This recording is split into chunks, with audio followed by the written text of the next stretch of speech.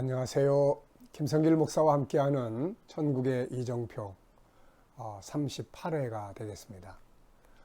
이 시간부터는 이제 2장, 3장 교회를 점검하시는 그 주님의 역사에 대해서 우리가 살펴보도록 하겠습니다. 자, 한 번 더 간단하게 전체를 복습을 하겠습니다. 요한계시록은 22장으로 이루어져 있습니다. 그런데 그 내용은 다니엘서 11장 40절부터 12장 3절까지의 내용이 바로 그것입니다. 다니엘서 11장 40절부터 45절은 전쟁이죠. 남북 전쟁. 그리고 나서 12장 1절 적그리스도 등장. 그리고 2절 예수님의 재림. 그리고 3절 성도들의 기업과 영광이죠. 자, 요 이야기가 예수님의 예언서 속에도 그대로 나타나고 있고, 그리고 요한계시록은 특별히 그 마지막 시대의 부분을 집중적으로 다루고 있다. 그래서 다니엘서 11장 40절부터 12장 3절까지가 요한계시록 속에 3번 반복돼서 나타난다. 첫 번째는 서론격의 서론에 해당되는 1장에서 7장 속에 바로 이 책 속에, 작은 책 속에 그 내용이, 계시의 내용이 들어있고, 그 다음에 이제 8장에서부터 11장까지 본론에 해당되는 요 내용, 7 나팔이라는 주제로 등장을 합니다. 그 다음에 이제 세 번째는 요한계시록 12장부터 22장까지, 그래서 보충 설명 겸 결론적 부분에서 또 한 번 등장을 해요. 그러니까 같은 이야기가 이렇게 3번 등장을 합니다. 7인으로 봉해진 책 속에, 7 나팔이라는 이름으로 등장하는 본론 속에, 그리고 보충 설명 속에서 3가지로 나타나고 있다. 그 중에서 지금 우리는 이제 서론의 뚜껑을 열었습니다. 그래서 서론은 1장에서 7장까지인데 그 안의 내용을 보면 1장은 계시의 배경, 그 다음에 2장과 3장은 이제 교회를 점검하는 내용이에요. 앞으로 일어날 일들, 마지막 때 일어날 일들, 바로 전쟁의 상황 속에서, 또 적그리스도가 등장해서 교회를 핍박하는 그런 상황 속에서 예수님이 재림하실 때 과연 그 앞에 설 수 있도록 하기 위해서, 하나님의 나라가 임할 때 영광스럽게 설 수 있는 교회로, 그런 성도로 만드는 것이 주님의 목표입니다. 그게 교회가 가야 될 방향이에요. 그래서 2장, 3장은 교회를 점검하고, 그 다음에 4장은 앞으로 될 일들에 대한 계시의 센터, 어디에서 시작을 하느냐? 바로 하늘의 보좌를 보여주고 있어요. 성부 하나님. 그리고 이제 5장에는 그 하나님의 손에 들려있는 이제 이루어지게 될 계시의 내용이 담겨져 있는 7인으로 봉해진 책. 이것이 예수 그리스도에게 주어지죠. 그래서 계시록 1장 1절에서 요한은 이 장면을 보고 기록을 했기 때문에 예수 그리스도의 계시라, 하나님이 그에게 주사, 이렇게 표현을 하고 있는 거죠. 그리고 이제 6장과 7장은 그 계시의 내용, 책을 받아든 예수께서 펼칩니다. 그래서 첫째 인부터 여섯째 인까지가 예수님의 재림이고, 그 다음에 이제 7번째 인은 바로 이제 8장에 넘어가서 본론과 연결시켜주는 고리 역할을 해요. 그래서 여섯째 인을 뗄 때에 바로 진노의 날, 어린 양의 진노의 날, 주님이 임재하시고, 그리고 이제 이어서 7장에 하나님의 보좌 앞에 다 모이게 되고 그들의 기업을 얻는 내용으로 진행이 됩니다.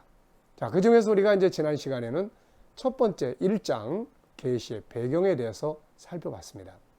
자, 이제 이 시간부터 앞으로 이제 몇 시간에 걸쳐서는 계속해서 요 교회 점검하는 내용에 대해서 우리가 살펴보게 되겠습니다. 예수님께서 이제 교회를 점검하시는 이유는 앞서 말씀드린 것처럼 앞으로 되어질 일들이 다 세상에서 일어나지만 교회가 부딪혀야 될 일들입니다. 성도들이 부딪혀야 될 일들이에요.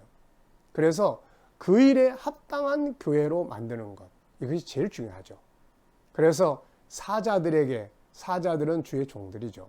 그들이 성도들을 인도하고 양육하고 있기 때문에 이 내용을 그들에게 전달을 해서 이 교회가 그 일에 합당한 교회로 만드는 것이 아주 중요한 것입니다. 마지막 때의 교회, 말세의 교회는 바로 이것을 아주 주의 깊게 살펴야 되는 것이죠. 우리 교회가, 또 내가 양육하는 우리 성도들이, 또 나 한 사람 한 사람이, 우리 자녀들이, 우리 가족들이 과연 앞으로 그런 전쟁의 시기에서 흔들림 없이 절망하지 않고 믿음을 지킬 수 있을 것인가? 적그리스도가 등장을 했을 때 과연 흔들림 없이 믿음의 싸움에서 이길 것인가? 아니면 먹고 살기 위해서 믿음을 버리게 될 것인가? 주님이 오시는 그날에 흠없이 그 앞에 설 수 있을 것인가? 그리고 하나님의 나라가 임할 때 그 속에서 영원한 영광에 동참할 수 있을 것인가? 아니면 쫓겨나고 부끄러움을 당할 것인가? 얼마나 심각한 이야기입니까? 물론 지금 우리가 살고 있는 이 시대도 하나님의 교회가 가야 될 방향은 소아시아 7교회가 가지고 있는 장점들에 모아는 교회를 만들어야 돼요. 소아시아 7교회의 단점들이 있어요.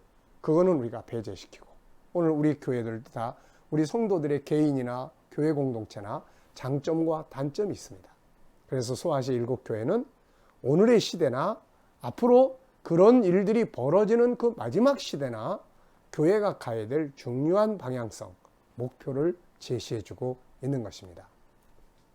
자, 이제 소아시아 7교회들을 우리가 하나씩 다루기 전에 이제 성격에 대해서 좀 우리가 생각을 해봐야 되겠습니다. 사실 예수님은 이 소아시아 7교회를 찾아오셔서 컨설팅을 하세요. 컨설팅.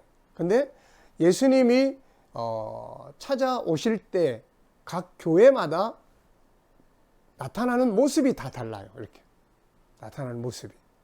어떤 교회는 칼을 빼들고 나타나시고, 어떤 교회는 키를 들고 나타나시고, 어떤 교회는 불꽃 같은 눈으로 나타나시고, 어떤 교회는 주의 종들을 오른손에 탁 붙잡고 계시는 모습으로 나타나시고.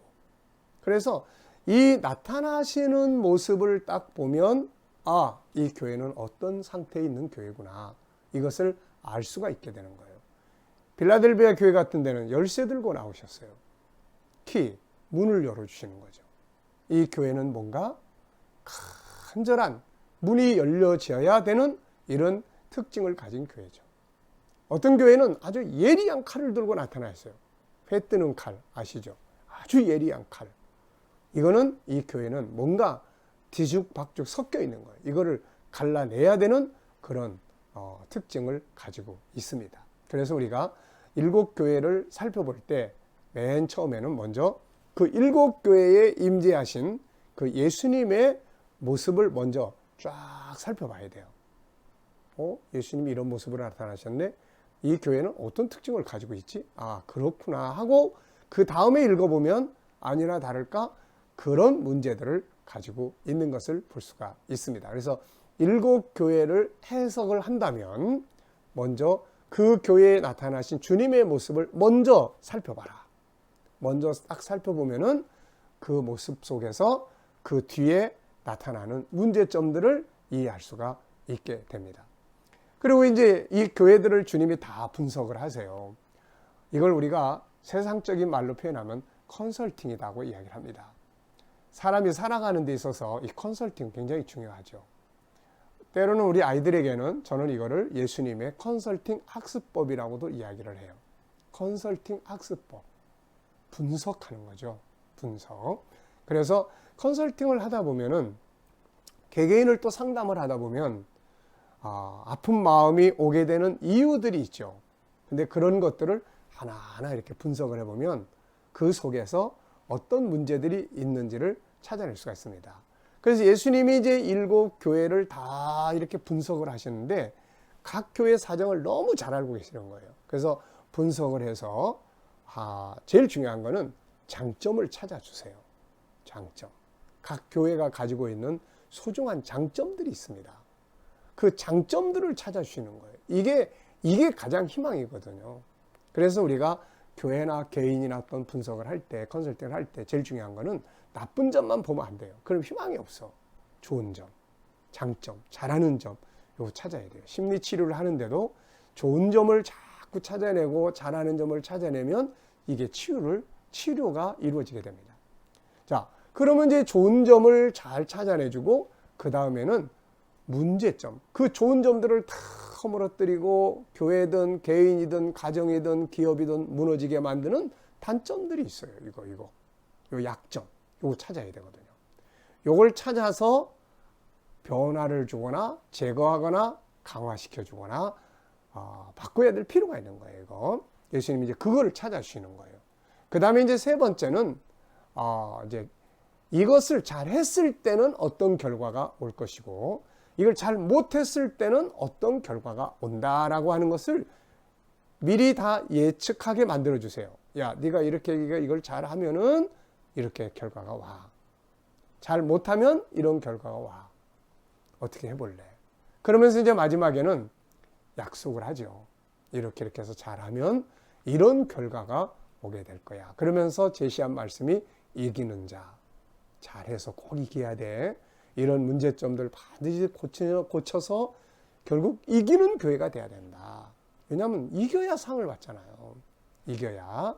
그래서 신천지에서는 그 교주만 이긴 자라고 하지만 그거는 잘못된 이야기고 성경에서 말하는 이긴 자는 첫째는 예수님이 이긴 자시고 그 다음에는 그와 함께 그를 따라가면서 바로 이기는 우리 성도들이 바로 다 이기는 자들이 될 수가 있는 것이죠. 자, 그러면은 이런 특징을 가지고 이제 다음 시간부터 에베소 교회부터 시작해서 빌라델비아 교회까지 라우디게아 교회까지 하나하나를 성지순례를 갔다 오신 분들은 아마 그런 현장들을 가서 보고 오셨을 거예요. 물론 지금 있는 그 현장들은 바울 사도가 이 소아시아 7교회에 대해서 예수님이 찾아오셔서 말씀하실 때 그때 그 교회는 아니에요. 그때 교회라고 하는 것은 공동체를 말합니다. 그 공동체가 여기에 모일 수도 있고 저기에 모일 수도 있고 모이는 장소보다 지금 있는 터전들은 그 이후에 그 지역을 기념하기 위해서 세운 교회들인데 그게 다 성전들인데 무너지고 지금은 기본 터들만 남아있는 것이죠. 자, 그러면은 이제 이 7교회를 점검하면서 우리 교회도 점검해보고 내 개인의 신앙도 점검해보고 가족들의 신앙도 한번 점검해볼 수 있는 소중한 계기가 되어줄 수 있기 바랍니다. 이 시간 말씀을 여기서 마치도록 하겠습니다. 감사합니다.